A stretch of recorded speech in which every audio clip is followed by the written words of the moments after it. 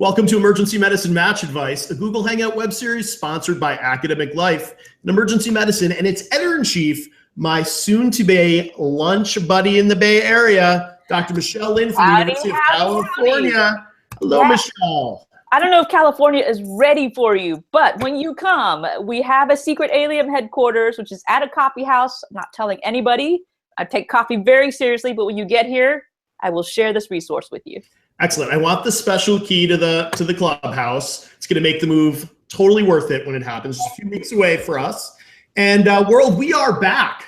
We are back. We've been renewed with our first episode of season 4. Season 4, Michelle. We are a hit on the internets. And this time we're back with a very special episode. Rematch is what we're going to call this one. Advice for residents switching into emergency medicine. So to offer their sage advice on this daunting topic is a unique panel. So to kick off season 4, we've got a bunch of firsts, and this is a first for us on EM Match Advice. We have 2 current residents who both successfully made the switch and rematched, so to speak. So both of them are from the Harvard-affiliated emergency medicine residency, or as I will call it, HAEMR for the rest of the broadcast. Dr. Emily Cleveland. Hello, Emily. Hi, everybody. Thanks for joining us. And Dr. Derek Monette, also from HAEMR. Hey, guys. Hey, guys. Thanks for having us.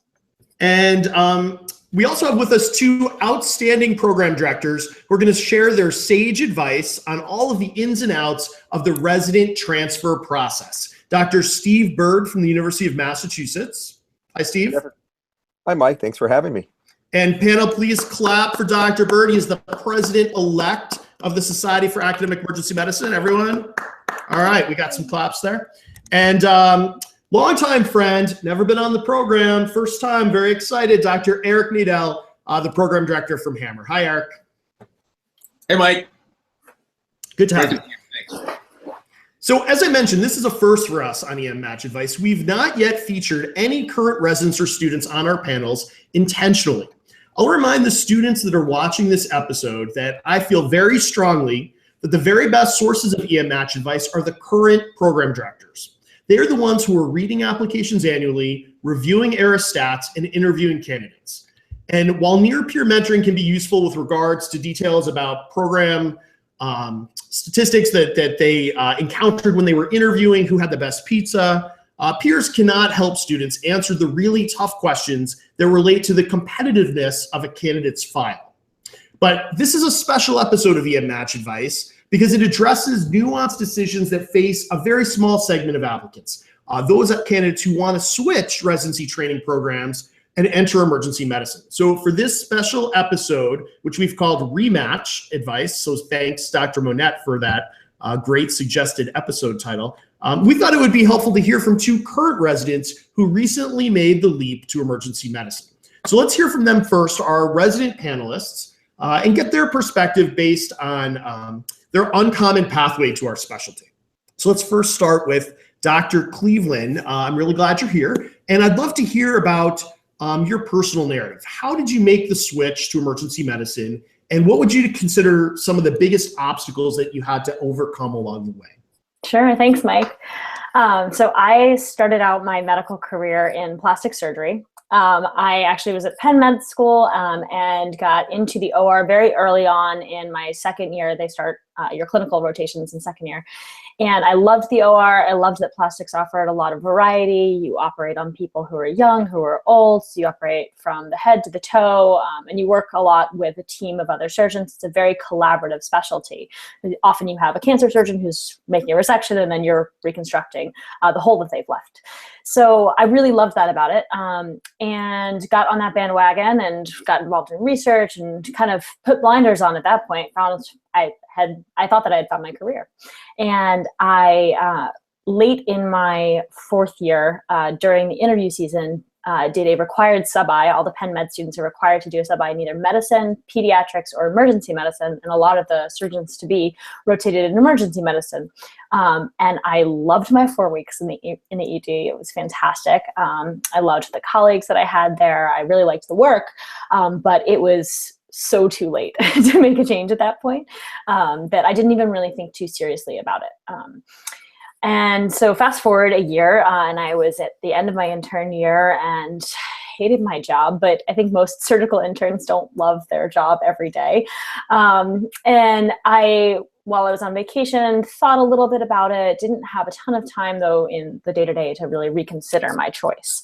It wasn't until I was out of work as a second year with some medical issues of my own that I had some time and space to really reconsider the path that I was taking. And I had some big life changes going on and decided to rethink where I was and think about what was going to make me happy and what made the most sense for me. And pretty quickly came up with emergency medicine as the right career switch. So I was fortunate that I had a lot of support from both my program director at NYU Plastic Surgery and the general surgery program there. It's a combined program for people early on, or it was when I was there. I had a lot of support from them and a lot of support from the EM program director at NYU. Jeff Manko was fantastic and let me come back into the ED sort of unofficially and rotate for just 2 weeks to make sure that I didn't just fondly remember greener grass in the emergency department. And if you think that working in the ED at Bellevue is awesome and makes you happy every day, then you should definitely be in EM. It's a crazy place and a lot of fun. So that was really confirmatory for me. And I ended up actually resigning. So I was not working as a resident while I was reapplying. I was getting my master's in public health during sort of a year out, if you will. And that actually gave me a lot of space. I think one of the biggest obstacles people have is sort of finding the time to both be a resident and reapply and interview. That's really challenging just logistically. And so I kind of got around that by doing a year out. You asked about obstacles, though. I think that the biggest one was just that initial hurdle of looking my boss in the eye and telling them that I didn't think I wanted to do it anymore. That was a really big, just emotional challenge, and sort of deciding that was not the career that I needed. So I think I have some. So yeah, no, that's a great story, and certainly I don't think an uncommon one. I think folks will get to the end of internship and have that crisis. Yeah. And it sounds like you were well supported by your institution, and not everyone is. So, it almost ends up becoming too good of a story to believe, but I'm glad that it worked out that way. It's a very positive narrative. Let's hear from Derek. Sure. Same questions. How did you make the switch? What was your journey? Where did you find guidance and mentorship in this process as well? Sure. No. And thanks again, Mike, for having us and supporting all of us in this topic. So I agree. I think it's pretty important and unique. And like you said, there's not a lot of guidance out there because it's somewhat unique. I was at the University of Miami, which was a blast for medical school, but I was from the Northeast, from outside of Boston. Was psyched to come back here. And when I matched at Brigham Women's as an anesthesiology resident, my first time in EM was fourth year. And we intentionally, a lot of us would schedule our EM rotation fourth year because it was shift work and we could move shifts around to make it more convenient to get to interviews. So unfortunately, similar to Emily, I didn't do EM until maybe a third or midway into the year, and I really enjoyed myself. I could see myself doing it as much as almost anything else I had done, but I was already very much on the anesthesia path, very much specifically on the try to get into anesthesia back in the Northeast path. So I kind of stayed with that commitment. Contrast with Emily. So instead of jumping right into your career that you matched into, my intern year was a prelim medicine year right there at Brigham, where it already was going to be for anesthesia. And within that year, I had, I think, 3 separate 2-week blocks in the ED. Had a blast the first 2, and then during the second 2-week block, which was around maybe the winter time, I didn't really want it to end. I didn't know why I couldn't just keep getting up every day, going to work and doing that. And I hadn't felt that way about anesthesia before, even though I enjoyed it. So that, rang some alarms. And I knew that I was different from a lot of my anesthesia colleagues in that they were just kind of getting through prelim year. In looking forward to the OR, I was having more fun and I was happier than I'd ever been at medical school. So it's hard to say what contributed to it, but I like to think a part of it was the hospital where I work. And a lot of it was just, I really enjoyed, like Emily alluded to, a lot of the people interaction and meeting people and stories, and from where I grew up, you can't really beat more than that. So I started off first by looking for some guidance from some of the EM residents, some of the attendings, and it kind of went from there. I would say that the common denominator, which we've alluded to already, which was the same for me, which was you need not just the support of your current program director, but I think to be unbelievably transparent as early as possible with them through the process, which is the biggest hurdle to climb, because like Emily said, it's hard to look that person who accepted you out of all these other applicants and say you're thankful, but and appreciative, and you understand it's an honor, and at the same time you need some guidance because you might want to switch because you think you found something else that makes you a little happier. I was lucky in the sense that Rob Lukowski, and I'd be remiss if I didn't give him a shout out on here, was unbelievably supportive through the whole process. Told me to kind of unburden yourself of the guilt. You need to be happy, and sort of he led me to connect with Eric and start to explore what the process might look like. And it took a solid 6 to probably 10 months of soul searching and exploring to decide what, if I wanted to make the leap. And as Eric told me after, I think, our first or second time meeting, my threshold needed to be, I'm willing to go anywhere to do EM, not just, stay here in the Northeast because I've enjoyed myself at Brigham. And I wasn't sure at the beginning. It took a lot of time of asking a lot of questions, other residents predominantly, and just more time being a resident and taking care of patients to decide I didn't want to give up the line, and I didn't want to give up the airway, and I also didn't want to give up the conversation with the woman who had her first miscarriage and you needed counsel. I like that part just as much. I didn't want to give either of those up, and EM is the perfect place for that. So that's how it sounds very sing-songy now. It was terrifying, but it's worked out, and I think you can see that we're both really happy.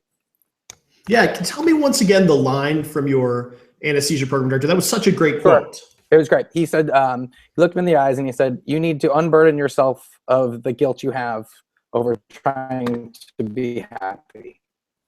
That was it. And I think it applies in many areas of life, but in particular in this one. And I've always held on to that. Like, do you mind if I interject real quick? First of all, I too love that quote about unburdening yourself from guilt, because I think this whole process, I think from a resident perspective, I can imagine how guilt-ridden and angst-ridden you are during the whole process. And you both paint very rosy pictures, like rose petals, kind of walk your way to the new program. Can you give us the truth? Like, how stressful is this? It was super stressful. I mean, Derek can attest to the fact that I am very much a glass half full, like it'll all work out kind of person. And I've been really lucky in life, like it has.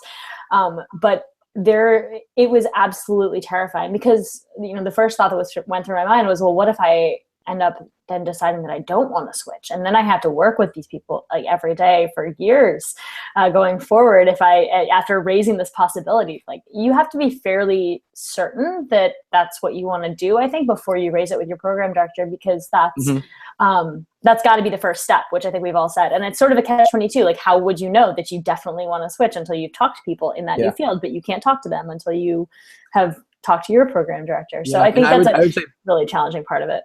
Similar but different in my sense. I went to my program director making the assumption, hey, I bet I'm not the first person who went into anesthesia, did a medicine prelim year, and halfway through thought, this is pretty great. It turns out I am one of the only ones, but I thought there are going to be more of me, and he was going to have this grand wisdom and experience and know the logistics. His wisdom and experience was that quote, which was amazing, but he didn't know the logistics, and that's why he was happy to set me up, I think, with Eric and go from there. But in my case, I actually was looking for a little bit of guidance from my program in terms of how to think through this process, making the assumption that I bet I'm not the only person that had an okay time intern year. So it's a little bit different for everyone in that sense. Yeah, and I mean, I think for me, it was a little bit. Oh, sorry, Eric. Go ahead. No, go on. No, it was a little bit different for me. I mean, I was coming out of a program that had 3 residents per year. So the burden on my program when I left was not insubstantial. And there are plenty of people that they did pull from general surgery programs into a plastic surgery program. But that was definitely a consideration for me, was, what hole am I leaving in the program, and what's that going to do to my co-residents who I love and respect?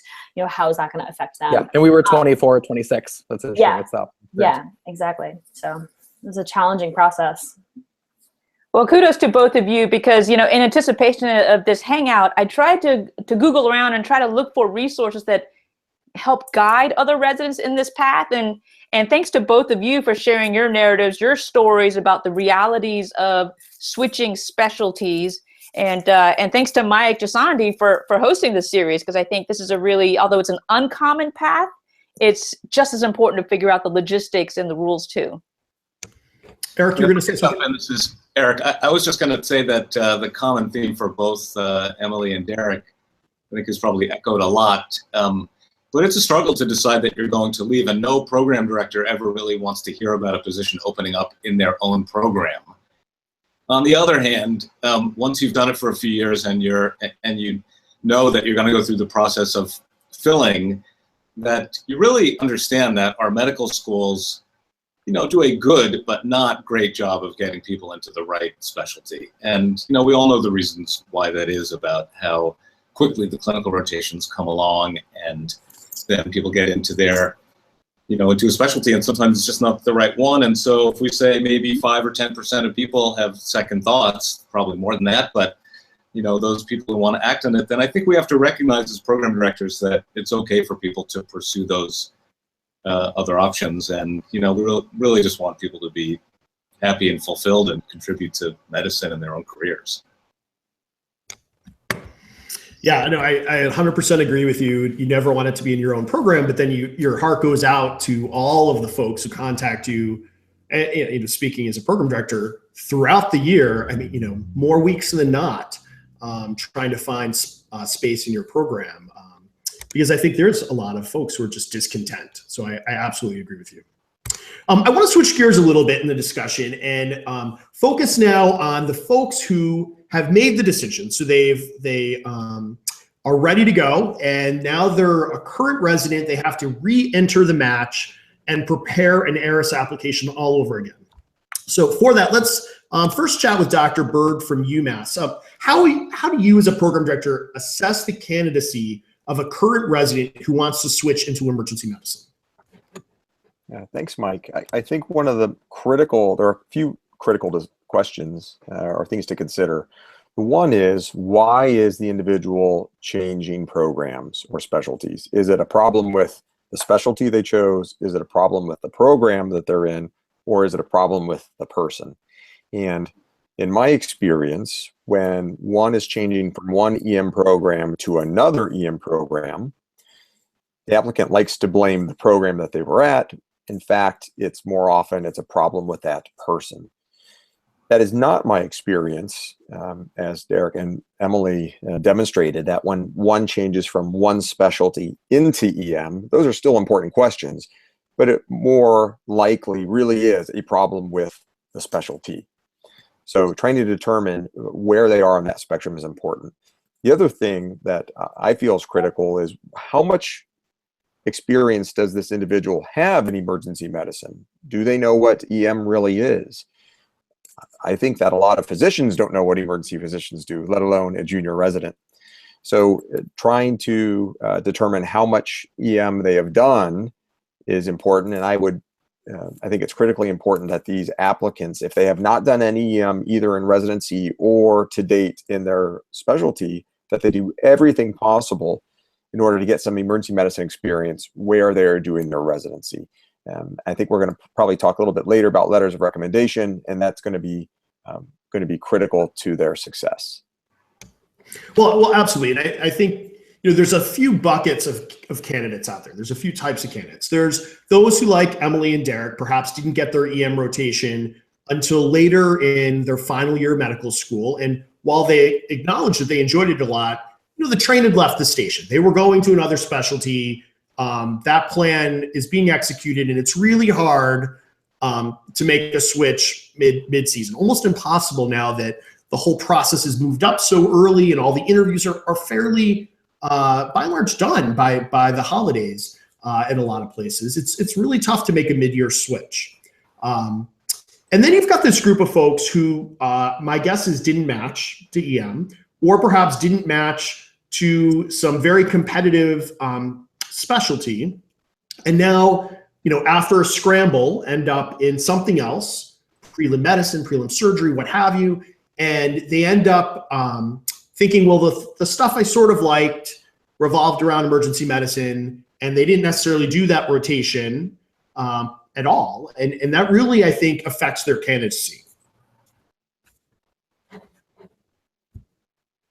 Yes, absolutely. I think it's hard to imagine someone who has zero EM experience, is several years out from medical school perhaps, transitioning successfully into emergency medicine. And that actually brings up another point I wanted to make is, and Emily discussed this a bit, I believe, when there is a leave of absence or there is a gap in the clinical experience for the individual, they really need to explain that. And I think the personal statement is a great place to do that. Personally, I feel that about 85% of personal statements all say the same thing, and maybe 5 or 10% are really well written and provide some insight to the person. And there are 2 to 5% that are too short, grammatical errors, or they bring up questionable content.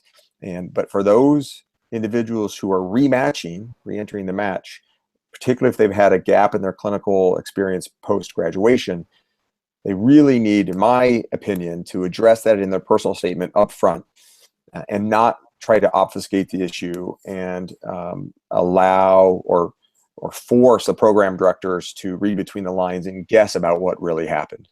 Yeah, that's really great advice. And I think that was something that I struggled with a little bit. And I did have a gap in my time. I don't think that I fully sort of explained it, but midway through my second year, I ended up being out of residency with a complicated pregnancy and had a 25-weeker as my first child.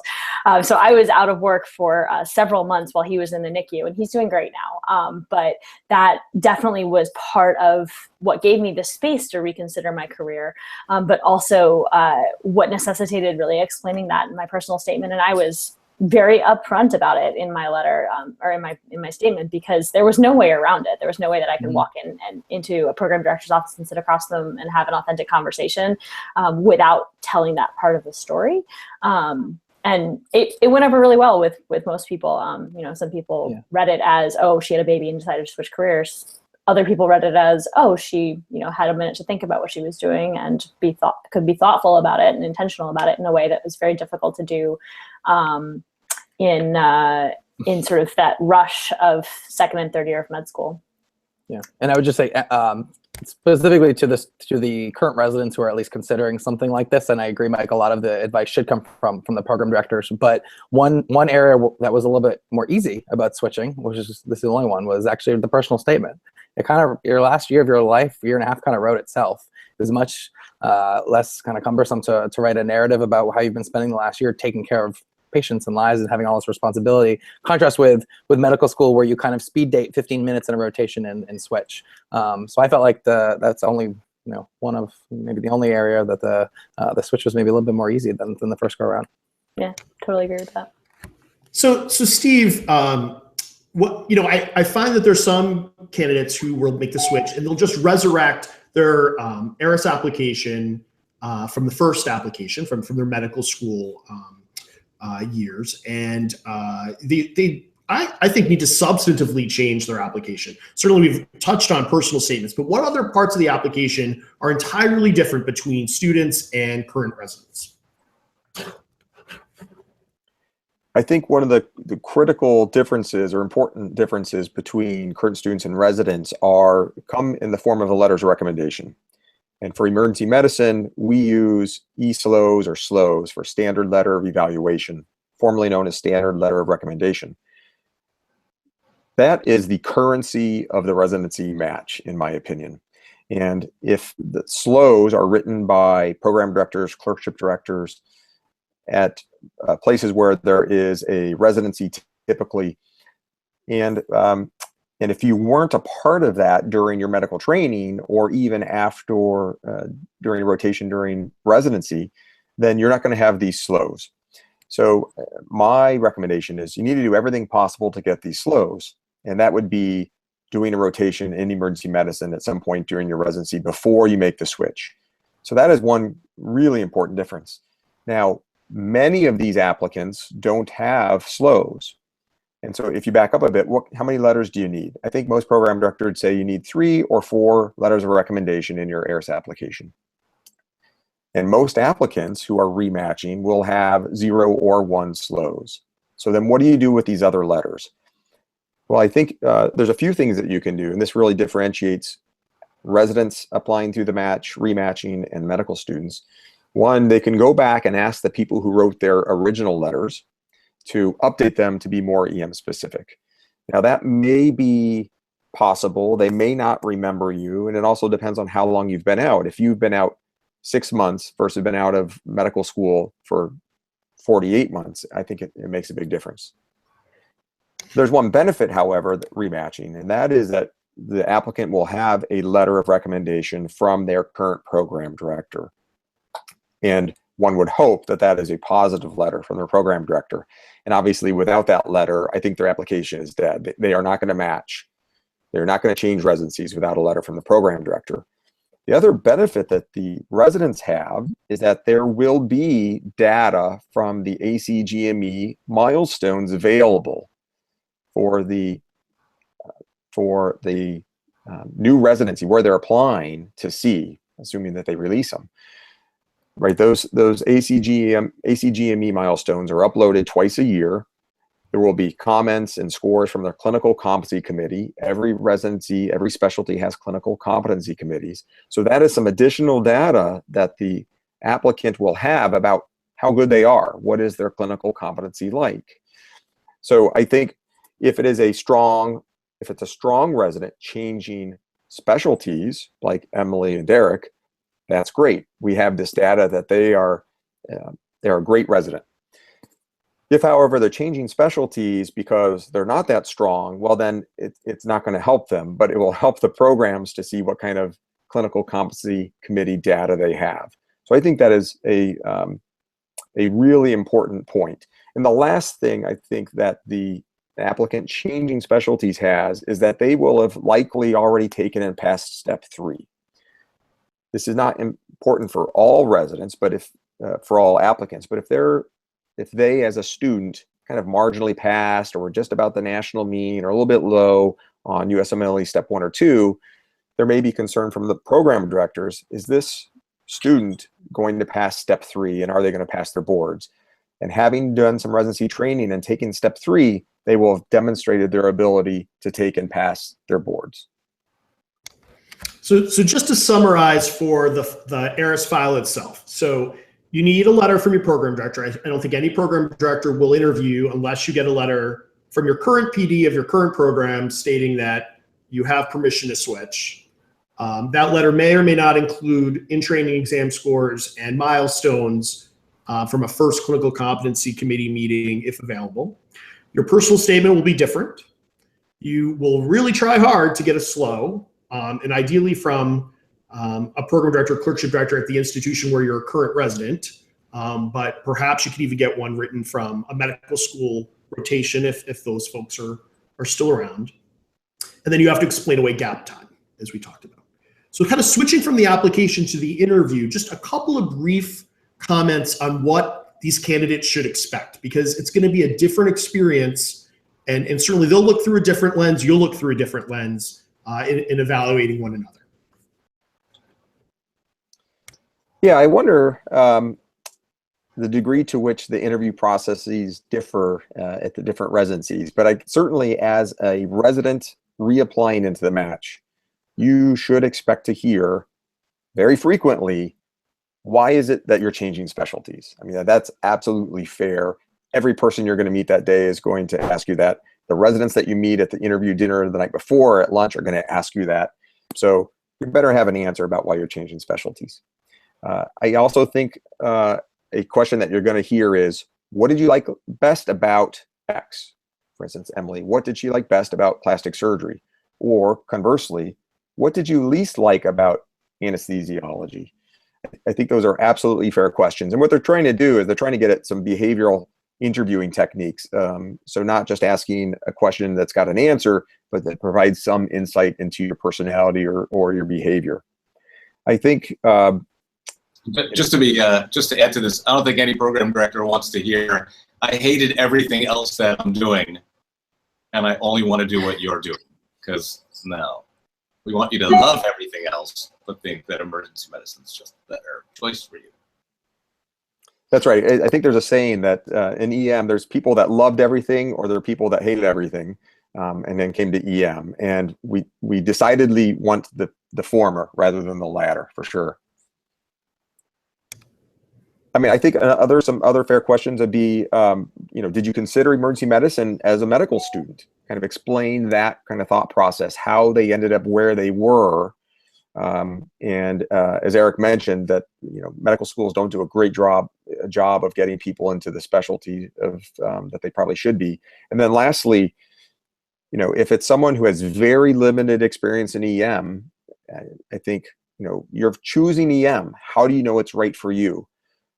How can you reassure us that 12 months from now you're not re-entering the match again or trying to find another specialty? I think those are some of the questions that one should expect if you're changing specialties. I heard every single one of those questions multiple times over each of my interviews. Yep, same thing, each one, from all of you. Yeah, all of you, exactly. Well, and you have to take a moment to emphasize that answer about why you're switching specialties, you're going to hear it can be asked over and over again. That answer has to be so engaging and exciting and authentic. And even though it's the 1/1,000,000th time you've explained it to someone, you need to really engage the interviewer that you have in front of you at that moment. And it can get old. And I would say also it can get old because current residents are often interviewing on the one of 4 days off they get that month on rotation. And they may be post an overnight call, which I've seen many an applicant over the years. And it might be really hard to be engaged in something that's such a soul-crushing process when you're in the midst of it. And you've got to keep your energy up. You've got to stay engaged. So those are really important questions to think about your answers and to really be able to shine when you do make those answers. Well, it's not like those questions stop after you match into EM. I get asked that every single day. When somebody realizes that I'm not an intern and they just haven't met me yet because I transferred in, they're like, oh, why'd you switch out of plastic surgery? Every single shift, somebody asks. So, I mean, it has to be, you have to be really firm in your conviction about what it is that you're doing and why you're wanting to switch. And that answer gets easier because it's just the truth. Right. But that question doesn't stop, once you finish interviews. Yeah, that's the narrative you've created for yourself. It's as easy as Derek wrote his personal statement. It should be as easy to answer that question and make it better. It just becomes who you certainly are. easier than the first go round. Yeah, it's certainly easier than the first go round. Yeah. I thought the interview experience as a reapplicant was effortless compared to the first time. You kind of knew what to expect. You'd already taken care of patients and written orders and made mistakes and had to take responsibility. There's so much growth that I think happens during intern year that I think it's a little bit easier in some respects because it's more conversational. Having said that, I think it was to Eric's point that it has to be more why positive about EM and not why negative about where you're trying to leave from. In part because everyone wants to be around more, I think, positive people, but also because I think that's a more my suspicion is that's a more kind of assured resident or applicant, and that they know what they're going into and why, as opposed to just running from something. All right, thanks, Steve. Let's switch gears and hear a little bit more from Dr. Nadel from HAEMR about logistics. Eric, I know you're excited to talk logistics. Logistics, super fun. We need to talk about logistics because I think this is the biggest challenge for folks switching specialties. Are the rules and the funding are very complicated. So if you can help us understand that would be great. So maybe we can start there. So Mike, you're gonna have to repeat that. My computer froze for 1 second, so I didn't hear your question. I want the meaning of life, and I also want you to speak to all the complicated policies and rules, as well as the funding challenges that folks are going to encounter as they make the switch. Great, happy to do so. First, I just want to say to Derek and Emily that it's while program directors don't like to see people leave programs, it's really wonderful, and I don't mean to be so gratuitous about this, but you actually do get to match into your program or bring into your program some really wonderful folks. So these guys know that. I feel that way about them, but I just wanted to say that. So it's a really complicated process to go through, and there are a couple things that are worth knowing. There are some funding rules and regs. There's ABEM issues, and the match actually has some issues that I think are worth knowing as well. The first, I think, is understanding the funding, that when you match into your original program, you're assigned a number which correlates to how many years of federal funding the hospitals will be reimbursed. So if you match in medicine, it's 3 years, and surgery 5 or 6 years, depending on the program. And you carry that with you through your entire training, so that if you have done, say, 2 years of plastic surgery, then somebody like Emily will have has 3 years left, 4 years left, 9 years left, 4 years left. But if you match into medicine and you've done 2 years of medicine, you have 1 year left. So that's and that will matter differently to different programs. And I think it's probably reasonable to try to understand whether the programs that you're applying to care about that. There are some programs that will be willing to accept you into their program even if your GME funding has run out, which means that there will be no reimbursement for your spot, and the institution will have to cover the cost of your residency position. Some institutions will be fine with that, and some won't. Some can afford that, some won't. And so I think it's worth understanding that there are just certain programs, and it's not personal, that will just say, we can't take you if you don't have any funding left. But others will, and so it's good to know that. So ours will, and there are many other programs that will, or should I say institutions that will take people whose funding has either run out or is running out. So that's the first piece. The American Board of Emergency Medicine transfer policy is pretty detailed, but essentially allows you to get credit for prior ACGME training within an ACGME program up to 1 year. So ABEM requires that you do 36 months of training to sit for the boards. And you, if you have had 2 years of ACGME training, you can get up to 1 year of credit. That all has to be done in advance through ABEM. The folks at ABEM are really wonderful and helpful and turn this around quite quickly. They will ask for you to, and your program, the program that you're transferring into can help. They'll ask you to fill out a 1-for-1 rotation equivalent for what you're trying to get credit for. So if you've done a month of internal medicine on the wards and you're trying to get credit for a month of internal medicine, you can do that, but they have to be seen by ABEM as equivalent months. They'll work with you on this, and if they don't understand something, they'll try to help you through it. But at the end of the day, if you have somebody who has done a year of internal medicine, then the most you can get is 6 months of training. So it's 2-to-1 ratio up until 2 years of ACGME training for 1 year of EM training.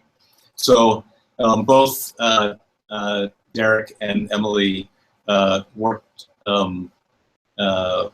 through that, and the most important piece about that is it has to be done before you start the program. Otherwise, ABEM will not count it.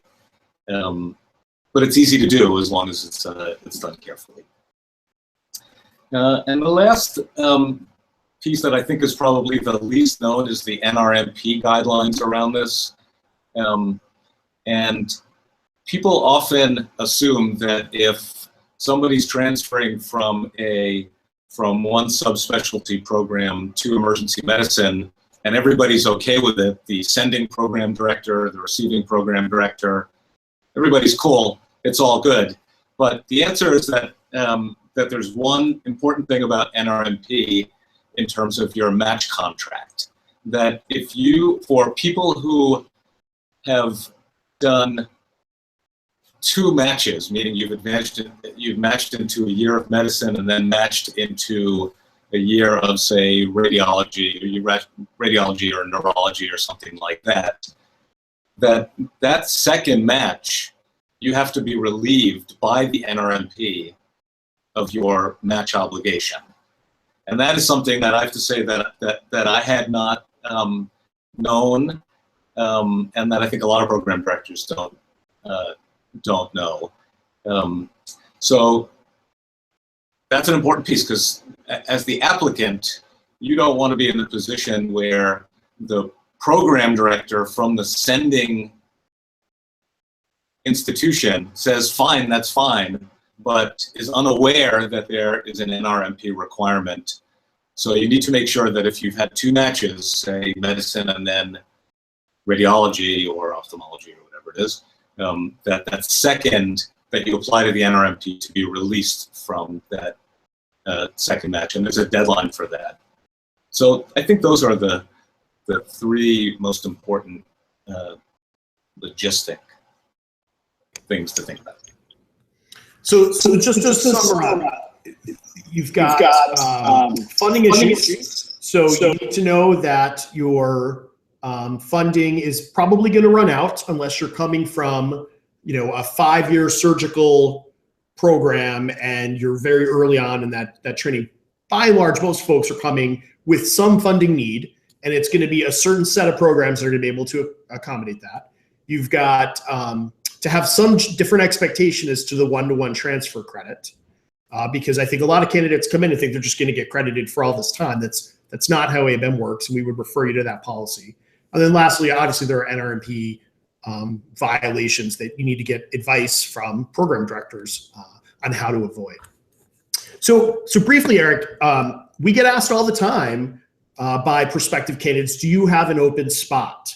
And maybe you could speak briefly just to the mechanics of that. Like, how do current residents who want to make the switch, how do they find out about open spots? Do they all have to go through the match? Who doesn't have to go through the match, if anyone? People find out about the open positions through the SAM residency vacancy listserv. And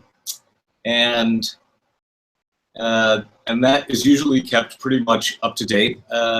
There seem to be positions that usually open up in the late winter, early spring. So that's a good place to look on the SAM listserv. Otherwise, sometimes it's word of mouth. Sometimes people inquire just throughout the year. And it sounds like both Derek and Emily entered the match, but then left the match. How does that work? So you can, if you're in the match, your match obligation, once the deadline passes, there's kind of a point of no return. End of January for programs and applications. January 31st. And so I think what a lot of people do is they go into the match, they see what programs are available, and you can potentially wait and see if a position opens up that you might be qualified for an advanced position for. As long as you withdraw from the match before January 31st, then that's fine. And inform, it's good form to inform people that you're doing that. But it's a really straightforward thing to do. But you have to know that once you go through the match, once you go through January 31st and you're in the match, that's your obligation to the program, and the NRMP will consider you that way as well. And the other piece also is that, and it's true for both Derek and Emily and anyone else, is if you apply through the match, you come in to an intern to a PG1 position in emergency medicine, and the ACGME, the NRMP, and your own program will consider you a PG1. Most programs will not then allow you to advance to that second year unless you had come into the program with a full understanding that you're matching into an advanced position. Yeah, that makes a lot of sense, and certainly affects all the transfer credit that you were hoping to get. You may not be able to get that at a school that's going to be depending upon you to fill their schedule needs. So Michelle, I think we heard a lot of great information in today's discussion. We heard from residents who made the switch and who had to do some soul searching. We heard all about the technical issues of applying and what is different for current residents. And then certainly, Eric did a great job with all the logistics around funding and the NRMP. What are your big picture takeaways from today's discussion? Well, I think you summarized the big picture right there really well. I just want to highlight one piece of advice that actually Steve mentioned, which I do want to bring to the forefront. And I think hopefully can help residents guide their application process, which is, think of it from the mindset of the program director, because, you have now shown that you have a precedence for changing careers in a significant way. What prevents you from doing the exact same thing in 12 months from now? And I think you want to focus all of your application and your comments and your interviews, your personal statement, trying to allay those fears to the program director. I really love that comment, and that's what kind of stuck out in my mind. But I think there's a lot of nuts and bolts that we're going to hopefully summarize and put these links on the blog post that you can kind of go through and do a little bit more soul searching on yourself. All right, well, I love it. Any final comments about the rematch process before we get on to our favorite part of the series? I just want to add one more thing also on what Michelle said about what Steve said, that your champion, your best champion from your sending facility is going to be somebody in emergency medicine. And so I have to say that that hearing from the program director of a different discipline is not always reassuring to me. No. It's hard to know what's really going on, but I can get a sense. And so, for example, shout out to Jeff Manko, who Emily had contact with. If Manko calls me and says, Emily, she's great, then she's great, because, it's somebody within your midst who it's really difficult to interpret things outside of your own specialty. So I would just think about getting a champion in emergency medicine who can get to know you, and you can get to know them, and they can advocate for you. Yeah, that's a good point. And perhaps I can offer one other piece of insight from a program director, and that is, depending on the competitiveness of this resident who's changing specialties, they may need to consider they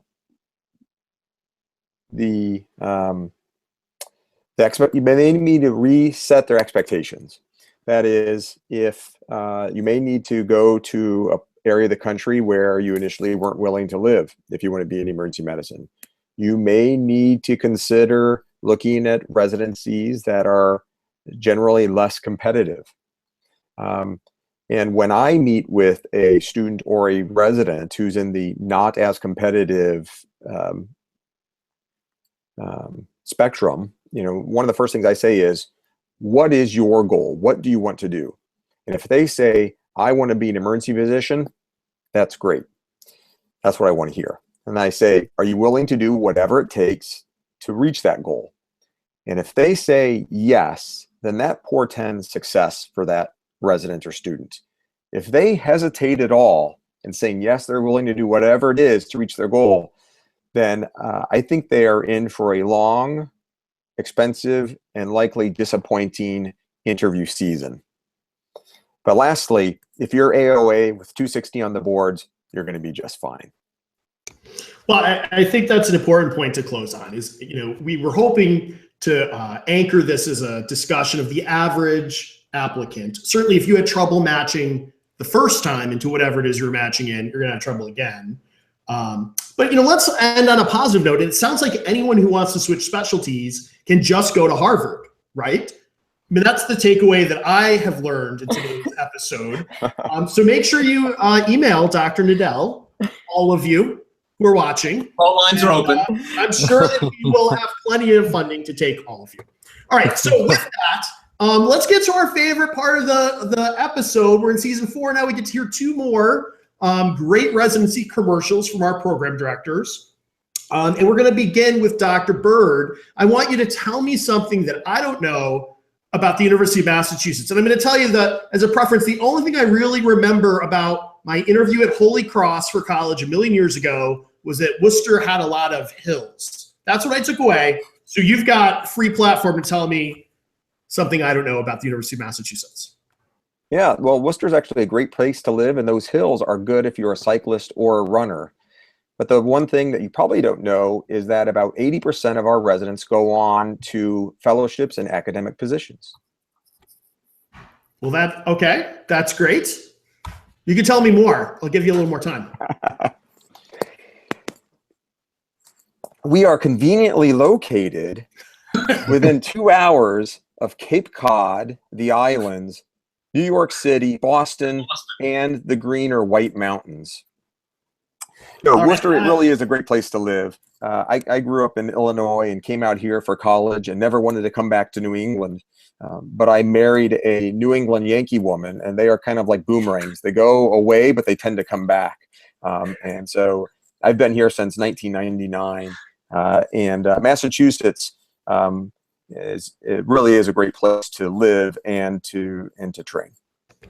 Well, I'll agree with that. I grew up just on the New York State side of the New York-Massachusetts border. So I still feel like I can say things are wicked cool because I was like on the Mass Turnpike. So that whole area is wicked cool. I go to Cape Cod every summer, as Eric knows, and I would agree the proximity stuff is great. But students also consider the University of Massachusetts because they are doing some really important research in our specialty and have somehow garnered all of the NIH funding to do so. This is a really remarkable academic emergency medicine program, and you should definitely check it out if you want to go into academics. There's great folks doing research and some great folks to mentor you in that career. So definitely check out UMass and the potential to become a Minuteman. But now let's go on to my friend Eric Nadel in a program that I love and admire very much. Many Northwesterners there and vice versa. So you're going to have to really try hard to tell me something I don't know about HAEMR's program. Let's see. First of all, Mike, thank you, and good luck out west. We'll miss you in part of this community, but we get to keep you in the whole community. That's good. What don't you know?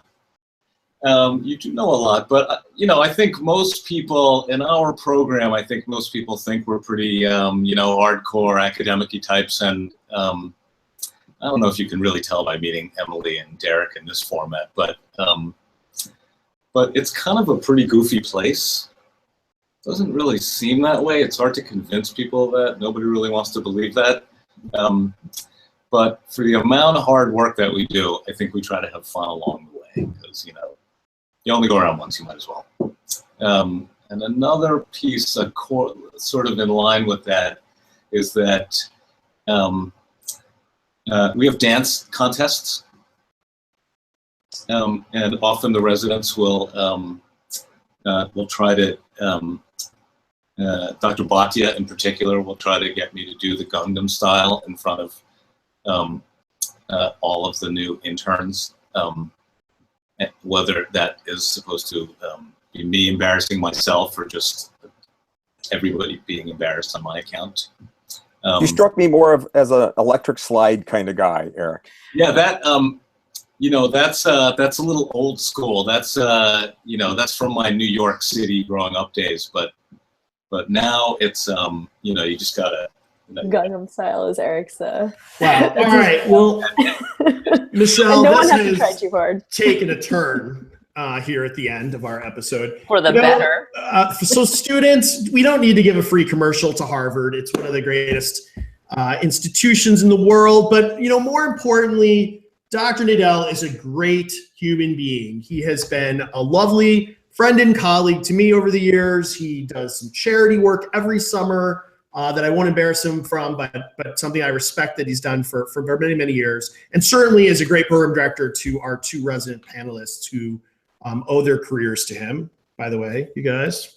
So extra nice coffees for him at the end of the day. So students, he'll take anybody into his program, transfer. So you might as well check out some school named Harvard. All right, so with that, thank you guys so much. Good luck to all of the folks trying to rematch. Michelle, thanks for hosting us. Thank you. All right, we're out. See you next time. Everyone. See you guys. Bye-bye. Bye, guys. Thanks, everybody.